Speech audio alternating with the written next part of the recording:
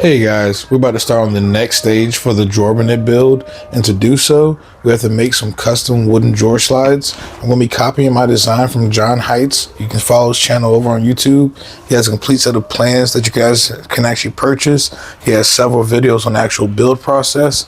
I'm going to take a few liberties on that same build process to make mines. I am going to keep the overall same thickness, so you can't interchange these out with standard 1/2-inch metal full extension drawer slides. But the crux of that is actually using 1/2-inch plywood as his central runner. That's going to enable the full extension. I will have to actually route in 2 grooves on the top section, but this allows me to use several pieces of scrap laying around my shop. I have a couple different options for the actual support runners though. I have AZAC that I can rip down to 1/4-inch strips. AZAC slides really well, but instead of using AZAC, I'm going to opt for probably 2 different options.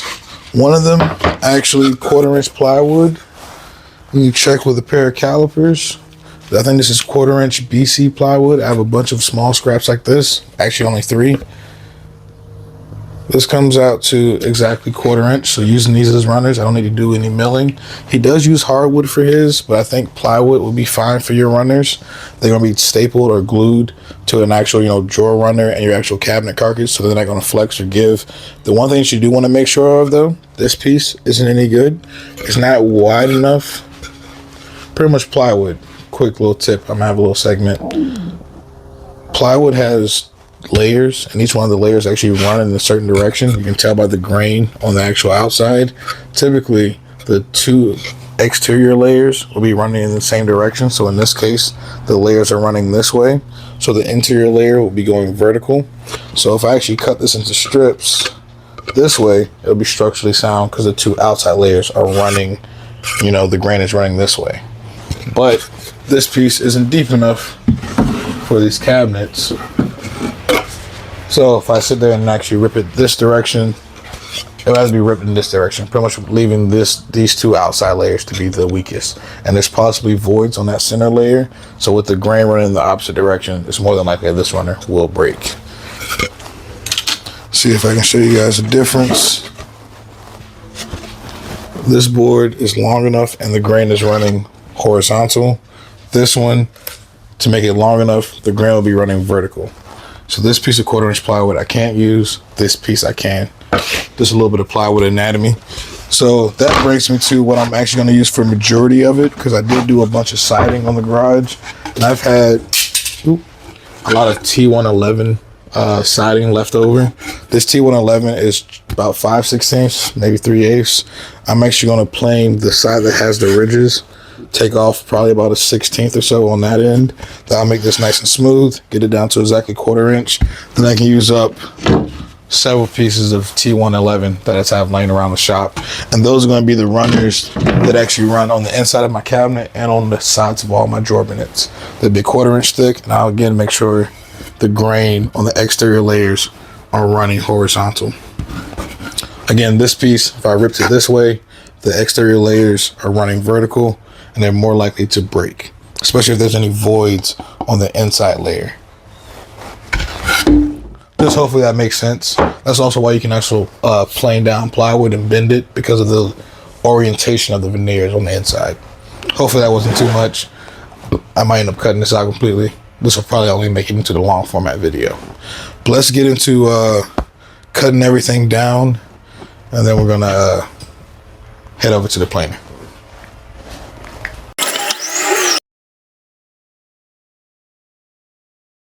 Alright, so our first step in this process is to actually make up all of our drawer slides.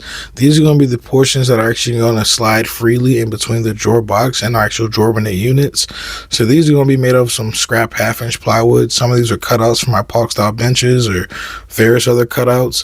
So a lot of them don't even have square edges, so I'm in the process of giving them square edges and then ripping them to their actual widths. And then the next thing we need to make up is all the pieces that are going to be my drawer supports or my drawer runners. These are going to be the 1/4-inch pieces that needs to be mounted inside of the cabinet box and onto my drawer bin sides that are actually going to help support this drawer slide. Again, there's two parts. There's the slide that's going to have two slided cutouts, and then there's the drawer supports or the drawer runners that are just going to be a piece of 1/4 inch plywood in this case. We're going to repurpose all this from a whole bunch of scrap laying around my shop. This whole entire build is really awesome because, again, it repurposes a ton of scrap, and then it also rewards me with a ton of storage. I can't wait for you guys to see this finished up. What I end up doing actually ends up being pretty awesome, actually. The drawer fronts and everything else, you can't even tell it was made from scraps and OSB. Also, after we get all the stuff done on the table saw, we need to go over to the planer, then actually mill up all the T111 to get it to the proper 1/4 inch thickness. So I'll see you guys once we finish up all that, and we can go into the actual build of the drawer slides.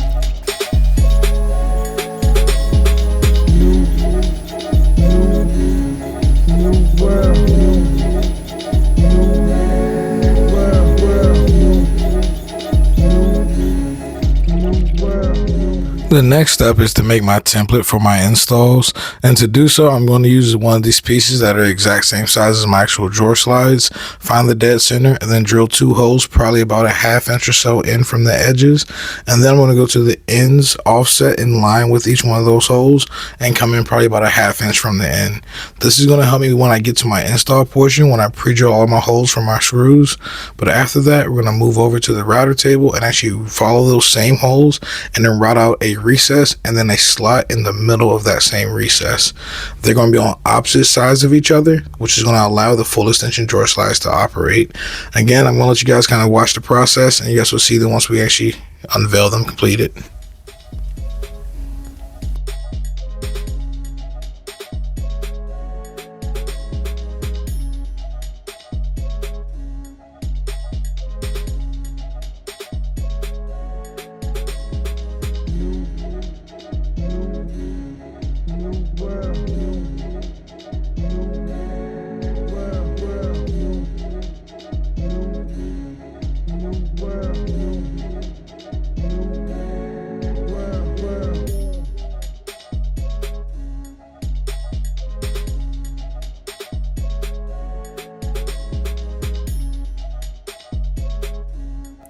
And unfortunately, like all projects, right after the router table, there was a ton of sanding that needed to be done, but it was definitely a necessary process. So if you guys plan to do this same build, definitely be prepared for a ton of sanding afterwards. But after that, we can move on into the actual installation. I'll see you guys there.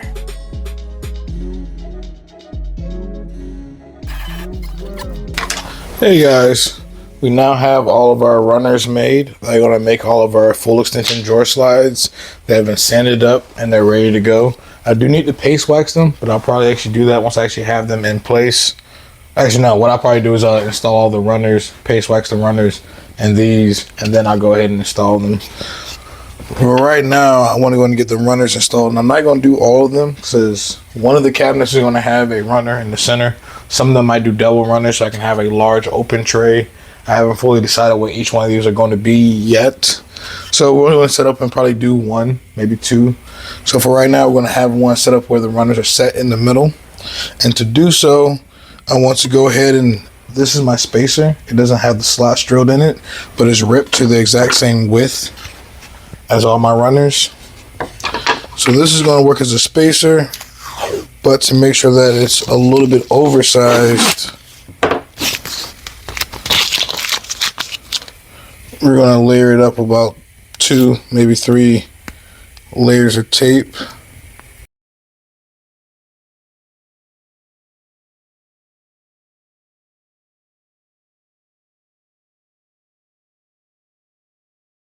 And all that's doing is making this slightly wider than my actual runners. So when I use this to space the wooden runners inside the box, it'll be a little oversized to give it some room to actually operate.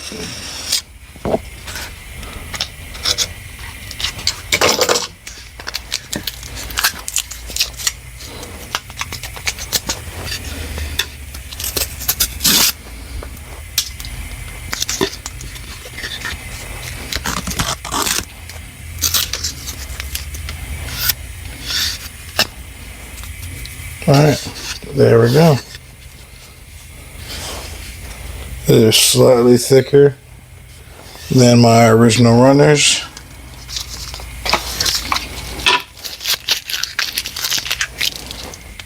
So now I'm going to zoom you guys into the cabinets up top and so you guys can actually see what we're doing. Alright.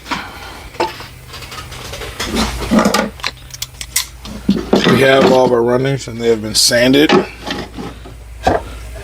We have our spacer piece, which is going to set it at the proper height. We have some glue, and then we have our 18 gauge staple gun. Let's rest that up there.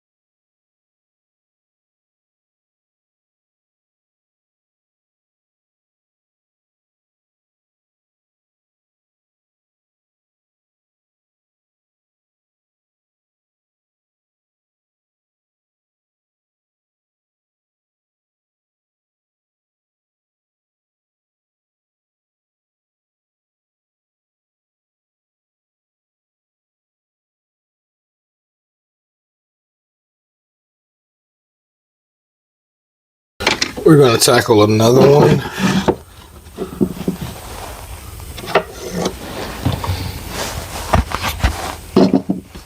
Again, all these runners and everything has already been sanded up to 150 grit.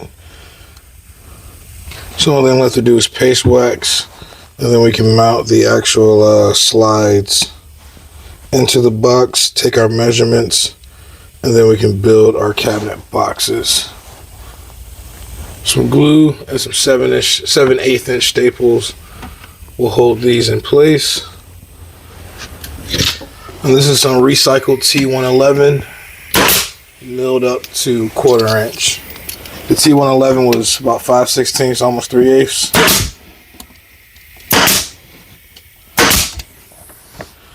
So a little bit of planing. I was able to get these down to size to work perfectly for these runners. Again, if you guys do watch the channel, I love to recycle stuff that most people will throw away or burn. If I can find a use for it, I will. Good to keep a rag up here with you. Clean up any of the excess squeeze out. You don't want to clog up at least this middle section. This squeeze out up top, it's not too big of a deal, but you don't want squeeze out dripping down where your slide is going to go. You don't want to accidentally glue that in place.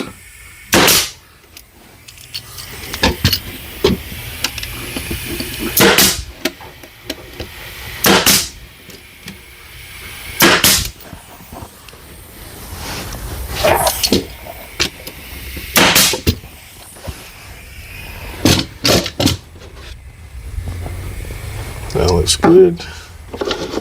onto the other side.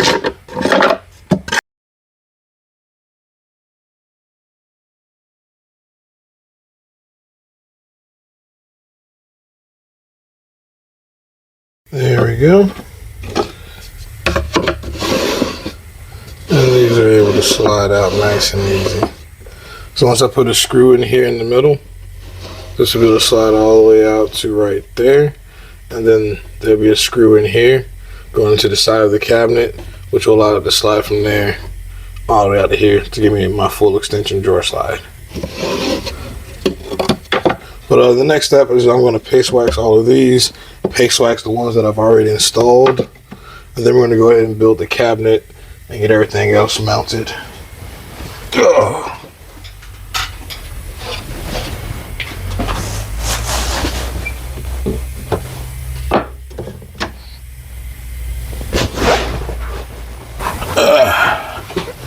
Alright, next step is a little bit of paste wax.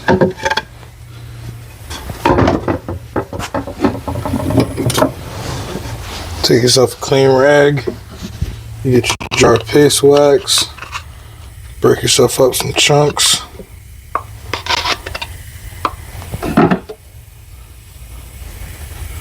And you scoop it into the rag. I typically use Minwax. I typically go with Minwax paste wax. This is Varathane. This one almost seems like it melts really easily.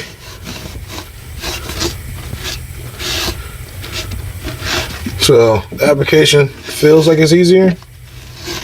Can't really tell you if I like it more than that. But you want to paste wax each one of the runners. Make sure they're going to go nice and smooth.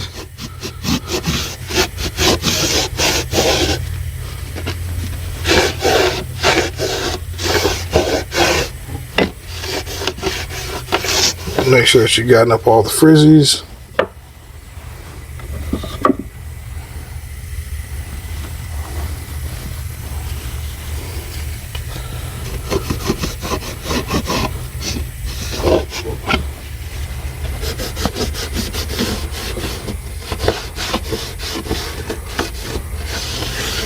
When I hit it with the staple gun, I did leave some new frizzies on the face. In the future, I'm probably going to come back and hit that stuff with a little bit of sandpaper before I go in and wax. If this rubs at all, I can always again hit it with a little bit of sandpaper. But I'm kind of just taking my fingernail, making sure I knock off any of the frizzies. Because I mean, this did just come through the planer.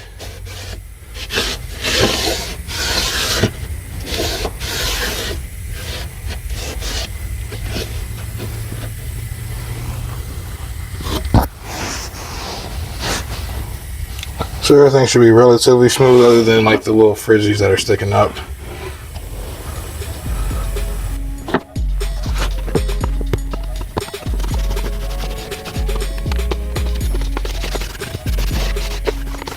want to make sure you wax everywhere. That looks like contact to the face of these runners. You're going to meet the other runners for the drawer. This channel right here and this edge.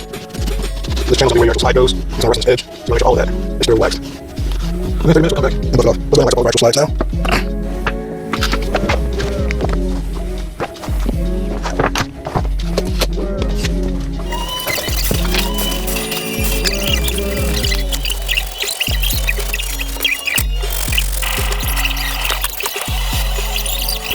Alright, so with everything paste wax, we're pretty much done with this portion of the process.